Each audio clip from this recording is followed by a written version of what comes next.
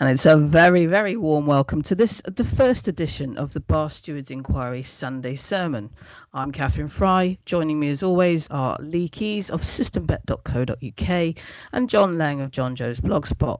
This is a new Sunday show dedicated to the hottest topics in racing. Absolutely no censorship at all. Please do tweet us any questions that you have during the week. We'll always read them out. Anything that you want us to discuss, we will.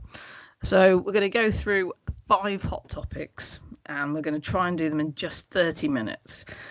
So the first topic is the Daragh Keenan ride on Rohaan. Now, I think I'm going to throw to John first, because I know that he always has an eagle eye for topics such as this. John, go for it. Thank you, Catherine. Well, whichever way you look at this was an awful ride, really. I mean, I think it was accentuated by the fact there was a 2 at the top of the market, where it was like spin a coin, take your pick. Now, anybody who flipped and it had come tails and ended up back in this, they probably felt like they'd been buggered by a rhino. The kid said he was told to ride it like last time, when he didn't. The last time he hit the front 110 yards out.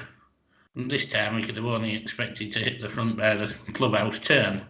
It was, I mean, to be so far back over 6 was absolute madness. And the other one, of course, the alternative, you've got Joe gifted a soft lead. You know, I mean, for all the fact he's 78 years old, he'll do the business if you just leave him alone on the front end.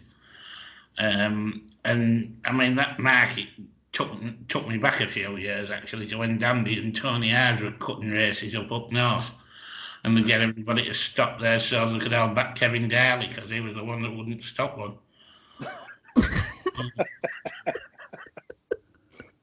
There you go. I mean, it was just an awful ride, as bad as it gets, you know. I mean, I'd tend to send him back to jockey school for 6 months or something after that.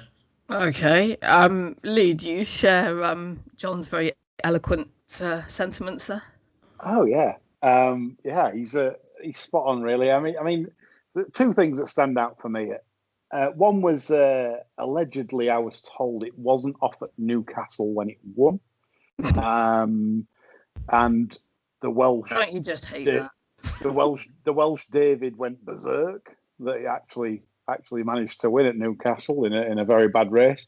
So it was interesting to see eventually after a win at Kempton, etc., and then come up at Lingfield, and then it was all the rage in the betting, and all of a sudden Daragh Keenan finds himself miles out of ground.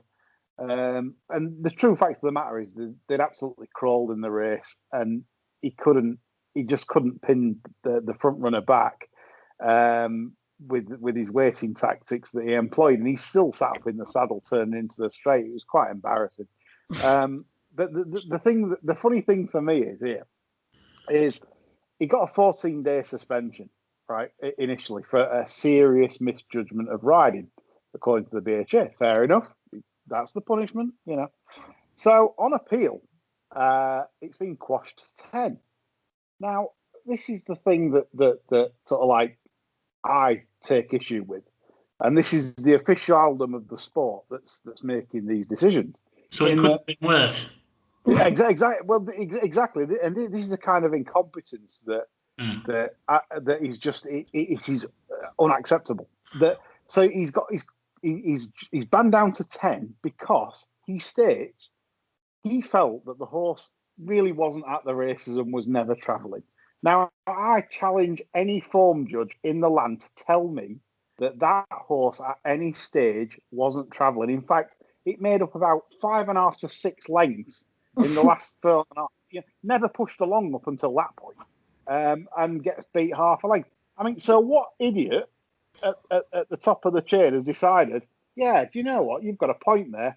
I'll knock it down a 10 because, I mean, if he'd have said that to me, if I was the BHA at that moment in time, I'd have just said, right, I'm trebling your fine and trebling your ban for that. That's a disgraceful comment. It's unjustified. Yeah. and that's what I take issue with. That's and it's at the top. Remember, leadership starts at the top and filters down, and that's what we're dealing with. Terrible. Are we crediting them with being able to read a race though? I mean, why don't they just employ people that can actually read a race and can actually do the job properly? That's what everyone wants, but they employ idiots, and that's it, and that's what you get. The only thing they can read is a pension plan and an expenses form. It's terrible. Superb. Okay, great first topic there. And move on. So to the Bryony Frost bullying saga. Lee, let's stay with you. What do you make of this all? Well, I'm not going to get into the sort of the ins and outs of it in terms of what, because I don't understand what has exactly been said for Bryony Frost to feel like she has. However, I'm going to make the following points. I know for a fact that I'm told that a fair proportion of the weighing room are not fans of Bryony, and I can sort of add to that by saying there's been at least 3 incidents that I know of that I've been told of where jockeys, trainers, connections of other horses have been rather upset regarding Bryony's riding during races. One trainer in particular citing it as absolutely expletive, dangerous towards others and my horse. She is aware of this, I'm sure, and that's where it all stems from to start with. Basically, a lot of there's some senior jockeys, some not so senior jockeys that are upset by some of her tactics, riding, etc., etc. The second thing I can see from this is also a little bit of the jealousy factor from the younger end of the weighing room.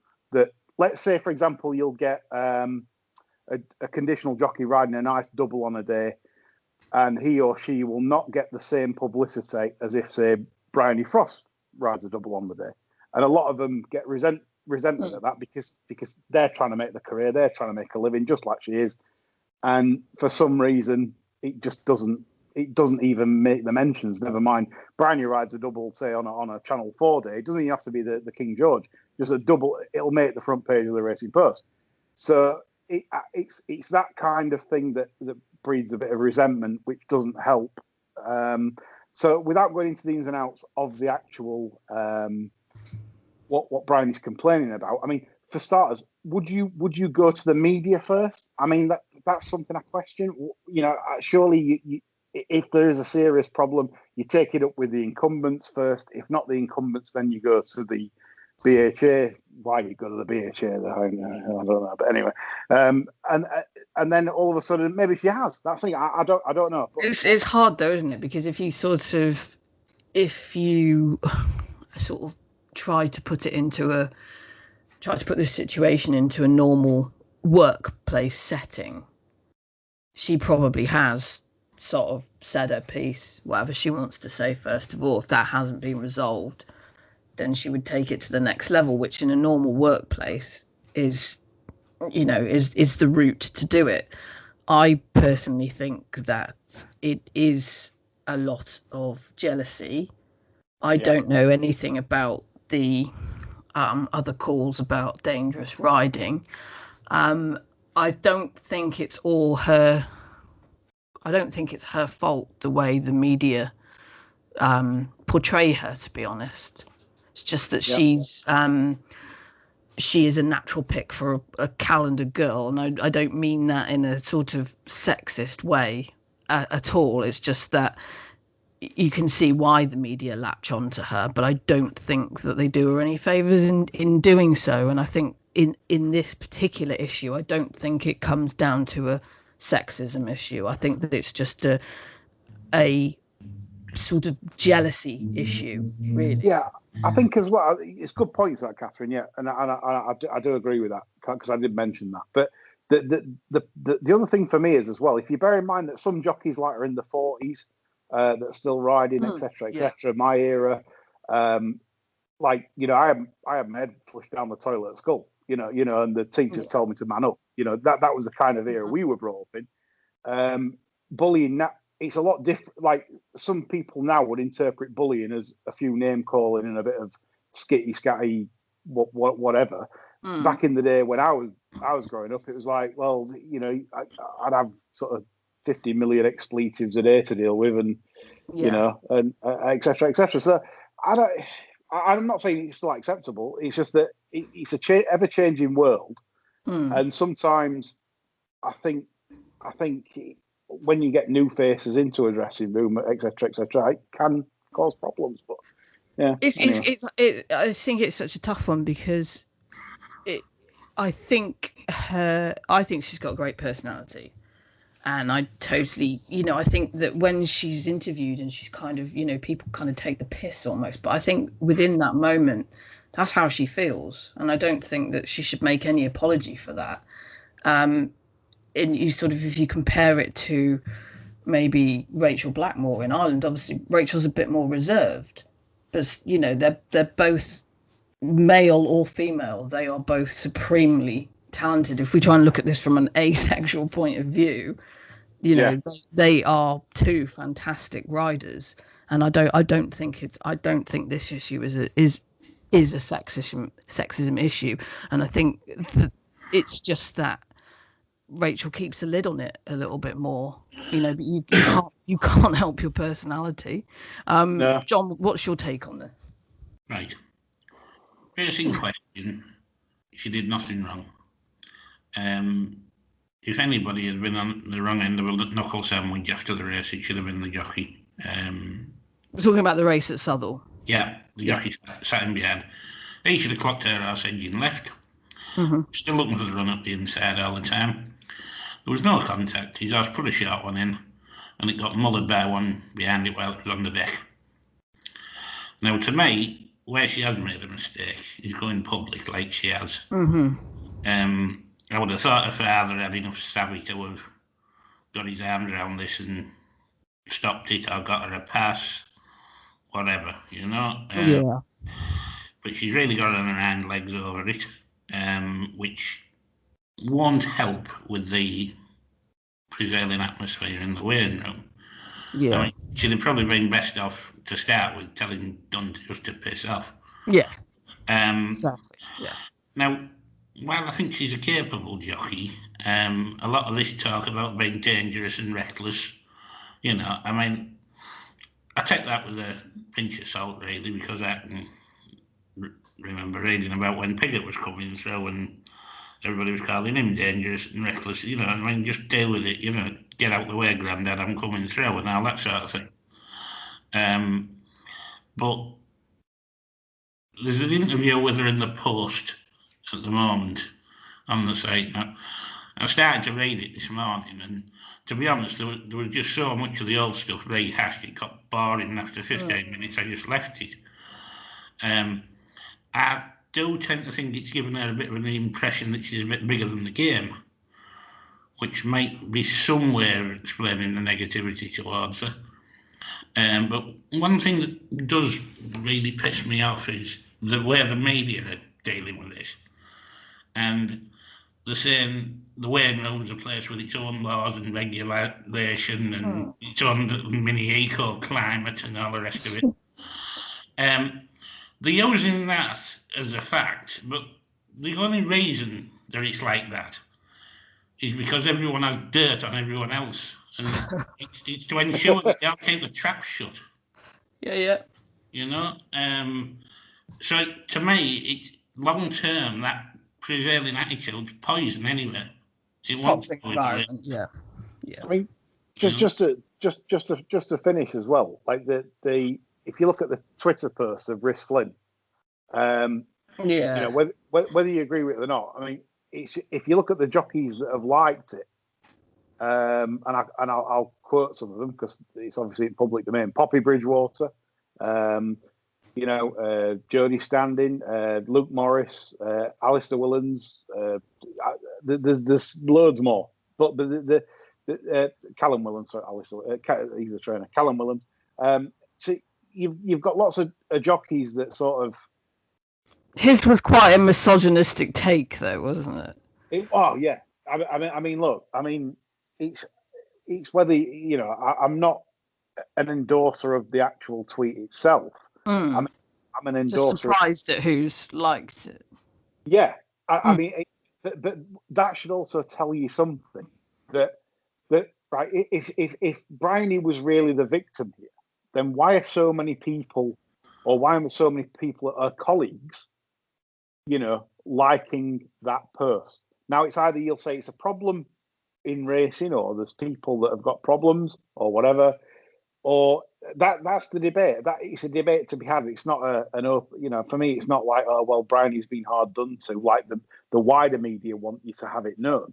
We don't know this. I mean, that's the thing. So I think the debate's there. Yeah. Okay, so moving on. I know you guys want to talk about the funding setback, the levy reform.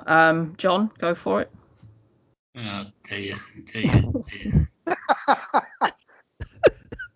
I mean, this sport, I truly despair. I do. I honestly don't want to hear another peep about lack of funding in racing until the median prices at the sales drop by 30% and there's some racecourses going up for sale. Yeah. This sport is awash with money, and I mean awash. The problem with this sport is that it's run like an over-60s bingo club. all racing's top bods know how to do is hold their hands out. If they were in charge of a decent business, they'd all be sacked for dithering incompetence. We're supposed to have all these deep thinkers in racing, like Rachel Gosden, John Gosden, Gosden's son probably.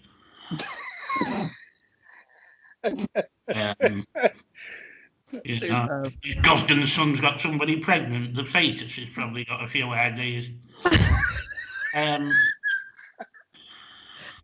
Yet none of them have come up with anything to improve racing's finances other than holding the trilby out for the government to chuck a few quid in.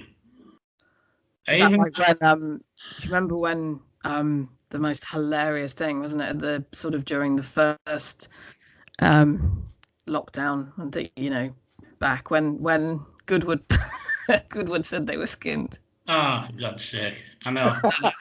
that was superb. I even saw at the end of last week there was some idiot. I forget who it was. It was one of these clones at the BHA that actually said they thought racing should be entitled to a cut from the bookies' take on virtual racing. I mean, that's where the mentality is. Yeah. Racing won't promote betting. It should have its own betting exchange. It should never have given Baldy the tote. Information the BHA hold could rival the Racing Post as the go-to place for info on cards. Yep. People betting seriously on other sports would scratch their heads at the lack of information on this sport.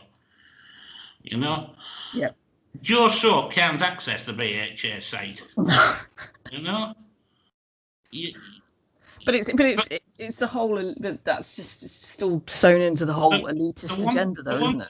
They want money, Catherine, but they want the closed shop to continue. Yeah. I mean, you name it, it's on there, but they make it as accessible as Stanley Johnson's offshore account. And then you get news reaching us today that the Gold Coast yearling sales have smashed all records. Uh-huh. None of it adds up. They're not being rational about the state of finance in racing. It's been propped up by artificial yearling prices. They're overbreeding the stallions. And if you want to compare it to economies, it's similar to this economy where the only growth that's propping our economy up is the artificial house prices. Swap houses for stallions, and that's where you're at. Yeah, good analogy there, John. Simple, and it's deplorable that the BHA and their accountancy friends can't get their heads around it. I think we know the reason why. Lee, over to you. Just absolutely. I mean, listening to John there, it's just super. I mean, if anyone's listening to this podcast, I mean, I'm sort of in awe just listening to John on that subject alone. Expertise, great. Absolutely spot on. Brilliant, John.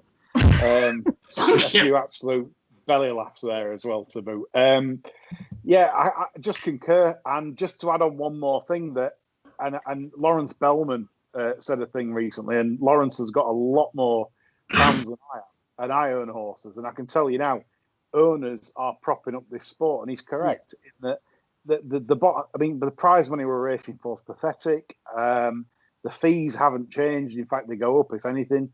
And I mean, it just made me laugh. Like at the start of the pandemic, the BHA are asking for the yearly subs and cash, to register your silks again, to register your, they're not bothered. They don't care about, it's the owners in this sport that keep the game going, and forget the punters. Seriously, it's the owners. Forget these they wouldn't field these class sixes at Kempton and Southall if it weren't for people, at the bottom end. Forget your Magniers and your Breeders and everyone else. The people keeping the show on the road are the guys. It's the majority. That class sixes on at Kempton. Crazy. Okay. And they're still paying Breeders' prizes, like. I'm not sure, John, to be honest. Mm-hmm. We'll move on. We're going to take some questions now. Listeners Q&A. Thanks a million for all the questions. Some great ones in. Here's one for you guys. How far up the ladder can Imperial Alcazar go? Had a difficult passage Saturday and hit the line really well after overcoming that and running wide into the straight. That's from Nick Davis. Thanks for that, Nick. What do you think of that, Lee? Is this a wind-up? Because I had my brains on Mr. Harp yesterday. Poor Mr. Harp. He's coming into the last yesterday, and I'm thinking, that's it. I'm counting the cash. Spent it. Spent it already, yeah. Yes. I thought, what I'm going to buy with it. And then all of a sudden, then comes Imperial Alcazar to spoil the party. But Nick's correct. I watched the race back, and I think it's got a lot more potential than the miles anyway. But yeah, I think it can go very far, really far. I think it's a real stained stamina. Yeah, it looks laden horse. Yeah, future national horse maybe when they go over fences, etc. One of those. Yeah. Okay. Here we are. This is a good one. How quick was Frank Berry onto Keith Donoghue after Aramax's win yesterday? Bar that winner, some of the green and gold ran some very interesting races. Just for a change. That's from Michael Toms. Who wants to go with that one? John, did you watch any of the Fairy House action yesterday? Yeah, were you sitting in front of the TV watching Fairy House, John? Bits and bobs of it. I wouldn't really venture an opinion on the green and gold, to be honest, at this stage. I think I'm going to be cramming a bit of homework in before the Fez, and that'll be the only time I'll be parting with any cash on the green and gold between now and March. Well, for me, I mean, I can only go really on what Twitter was saying, because I was more watching Chatham Street lad of Nick Winters. I was more interested in that horse. The simple, I'm thinking, as the unled had gone in on this occasion, blah blah blah.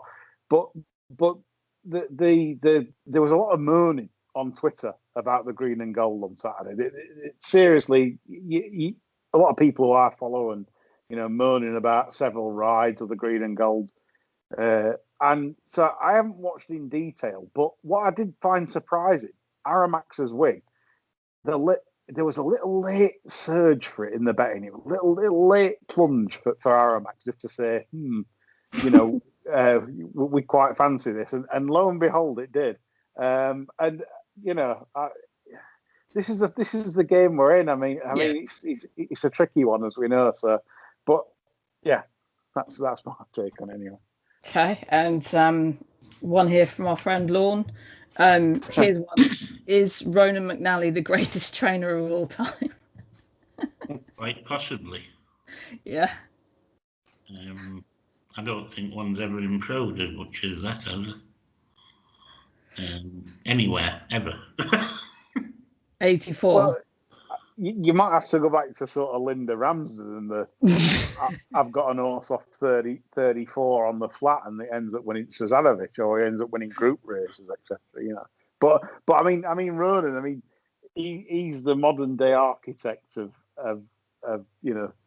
medicine. I mean he should be sort of like on stage and tackling COVID. His expertise on medicine is just amazing. I mean, how you can get an horse to run the fractions that does from basically running to sort of in a novice hurdle. I think he got a racing post rating in a novice hurdle about 35. How do you do that? What's it rated on the flat now? I think it was last time I knew it was 78. I think it was. Don't quote me. So I haven't got time to look, but I think it's 78 on the flat. That's right. He actually won off sort of like 40s and 50s. And then I think Andy Capper said, I've had enough of you. I've had enough of this, yeah. Yeah, up 20, 25 odd pound, 78, I think now. But I mean, even 78 now. I mean, if he turns up in says off, if he can get it says off sort of 80, 81, 82, I mean, he's going to win says, isn't it? Yeah, absolutely. And the thing is, I think I'm worried about it turning up in the Champion Stakes, to be honest. I think we will get judging just by how high the water table is here, and having on my allotted exercise this morning, is having a look at the sort of flood defences in town, and you can see how high the water table is there. I can't see the ground at the festival unless we have a sort of sudden act of God. Late winter heat wave. I can't see it being anything other than soft at the festival. So with that in mind, if this fella does turn up in the Supreme or the Ballymore, which is what they're looking at, he has to come into equation, doesn't he? I mean, he's like a tank as well. He's built like a chaser. Yeah. All hail Rohaan. We're big fans of Rohaan on this podcast. Yeah. We won't hear a bad word said about Rohaan. We want him to win, don't we? Yeah. Yeah. I mean, well, we've got to have some entertainment. None of us are going to get there, are we? No. Okay, one from Carl Swanson. When will British trainers grow some balls and run their horses against each other and not just at Cheltenham in March? The Irish trainers put our lot to shame. Had Hendo got Envoy Alan, how many runs do you think he'd had? Probably we wouldn't have seen him yet this season. He might not be ready. I mean, it is only middle Jan. Being a field in Martinstown, maybe. Yeah. He'd be looking for his second bumper, wouldn't he? He'd be having a racecourse gallop mid-Feb, would you say? Yeah, no. Yeah, completely legitimate and right question there. I think the one trainer, obviously, who isn't, people that aren't afraid to run their horses, people like, Paul Nicholls, Tom Lacey, and then you just get, I think Henderson's just got even worse for it in the last couple of years, hasn't he? Yeah. Well, look at Champ. I mean, he's now bleating. I want to run Champ. There's a race for me. I want to run Champ. Yeah. What's he been doing all summer? Has he been there all summer? Who knows? Well. I want to know what weight Champ gets in the Lincoln, to be honest. What cracked me up was the speculative entry in the stayers for Champ. Yeah, well, I popped him in there. Never knew. Yeah. Okay, so this is the last section of our Sunday sermon. It's got a fantastic name, and if you do have any thoughts on this particular section, please do send them over. It's called the Jimmy Lindley Lovely Hands Portfolio, and where we're going to highlight one or two non-jiggers that may have occurred over the past week. I think one culprit yesterday for me was the hilarious ride on Antukas again at Fairy House. I mean, just how I mean, the way that he's getting dropped is, I don't think he's even going to get into a festival handicap. Was he now 138? But I mean, who owns that, Catherine? Who? What? Sorry. Who owns that? Who do you think? McManus. Just take 2 guesses, John. Quite one. Yeah. Yeah. I mean, that was just hysterical, and I thought it might be his day. What he did. There was a little bit of money for him yesterday, and I thought, oh, yeah, we'll just watch here. No, not today. Thanks, but no thanks. So yeah, John, spotted any non-jiggers? Well, it's a little bit harsh calling this a non-jigger, to be honest. But I'm still going to call it a non-jigger because I am a little bit harsh. We wouldn't have you any other way, John. Thank you. Morley of David Simcox ran on the 14th of January at Chelmsford. Now, this was coming back as a 4-year-old after a little bit more than a year off, I think. And I had it in my tracker because I spotted it as a 2-year-old, and it was just this big raw unit that looked as though it would need about 18 months to thicken up, really. And I think Poppy Bridgewater rode it 3 times. So obviously we'd had less than what it was capable of on the track anyway. Turns out at Chelmsford over 6, which I didn't think would suit it entirely. I'd sort of had it in mind it wasn't 7 and maybe even a mile. That said, for me, it could have won this race. Travelled super easy on the heels of the leaders. What I was most impressed with was the way it moved like a really well-balanced horse, Turn into the straight, Spenny gets the chicken wings out. Race was over before he lets out half a ray for rain. Made up a little bit of ground. I'd say probably put about 80% in. I think this thing, when they want it, ideally in about 3 weeks, because that's what I've got in my head when I want to see it run, I think this will ponce up over 7 furlongs. And having seen it move, I probably wouldn't even be bothered if it turned up at Dunstall Park. Okay. Right, and name of the horse again, John? Morley. Morlaix. Okay, thanks for putting that in the old trackers. Lee, what's in the lovely hands portfolio for you? I concur with John, by the way. Good selection, John, mate. The Jimmy Lindley, I mean, we loved him, didn't we? The lovely pair of hands. It's a tribute, really. But yeah, there's one for me going forwards, and it's a horse, Sovereign Gold, ran yesterday at Fairyhouse, dual point-to-point winner. Obviously waiting for the right day is key with this horse. He's a hell of a lot better than what they're letting it show so far. And if you watch Rachel Blackmore yesterday in the straight, it's not very vigorous. And you can see what they're doing, basically engineering the mark, possibly over hurdles and fences, wait till they get the mark, and then bingo, bango. It's. I mean, we know the game, so it's fantastic watching. And I this is what I encourage all punters to do: keep watching your novice chases, your novice hurdles, absolutely, and finding the quiet ones. Yes, so Sovereign Gold. Oh, yeah. Okay, fabulous. Okay, anything more to add before we go?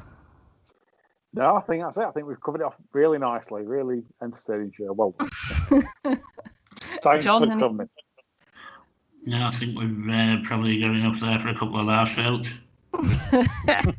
Fabulous. Okay, well, there endeth the Sunday sermon. Go ahead, disciples, and have a good week. And thanks for listening. And we'll be back on Friday with our usual preview show. Thanks a lot. Bye-bye.